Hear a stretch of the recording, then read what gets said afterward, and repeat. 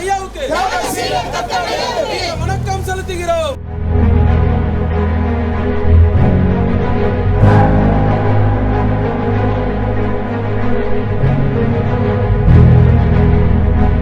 மரியாதைக்கும் மிக்க எங்களெல்லாம் வழிநடத்தி சென்ற இந்த காங்கிரஸ்க்கு, அதாவது தூய்மையின் சிகரனா இன்னைக்கு வரைக்கும் ஐயா கக்கனையாவை தான் சொல்லுவாங்க.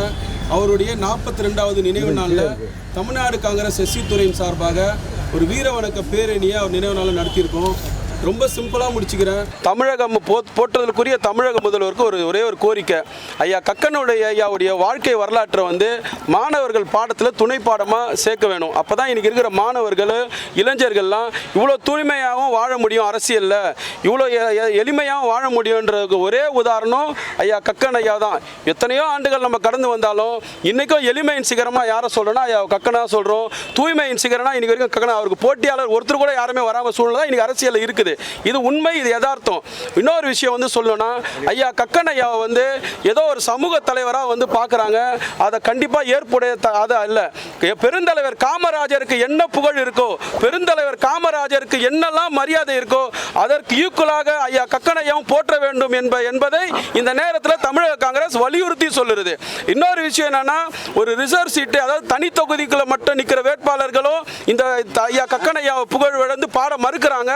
அதை கண்டிக்கத்தக்கது. ஒவ்வொரு தனி தொகுதியில் இருக்கிற தலைவர்கள், அது காங்கிரஸ் கட்சியில் மட்டும் இல்லை, அனைத்து தொகுதியில் அனைத்து கட்சியில் இருக்கிற தலைவர்களும் கக்கன் ஐயாவை போற்றணும், பாபா சாஹேப் அம்பேத்கரை போற்றணுன்ற முறையை எடுத்துட்டு வரணும். அதை இந்த தமிழ்நாடு காங்கிரஸ் எஸ்சி துறை சார்பாக எல்லோருக்கும் கோரிக்கை வைக்கிறோம். முதல்வருக்கு மீண்டும் ஒரு முறை கோரிக்கை. நிறைய, அதாவது சமூக நீதியின் காவலர்களாக திகழ்ந்த அனைத்து தலைவர்களுக்கும் சமூக நீதியின் முதல்வர் மணிமண்டபம் கட்டியிருக்காரு. ஐயா கக்கன் அவர்களுக்கும் அந்த மணிமண்டபத்தை கட்டுறதுக்கு வழிவகை செய்யணும். அந்த கோரிக்கை தமிழ்நாடு காங்கிரஸ் எஸ்சி துறை சார்பாக இன்னைக்கு வைக்கிறோம் நாங்கள். அதே மாதிரி அவர் வாழ்ந்த பகுதியான உஸ்மான் சாலையில் மேம்பாலம் இன்னைக்கு கட்டிட்டு இருக்காங்க.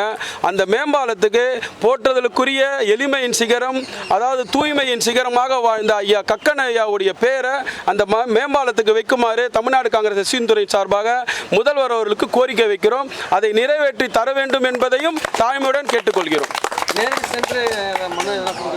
கண்டிப்பாக செய்வோம், கண்டிப்பாக கொடுப்போம்.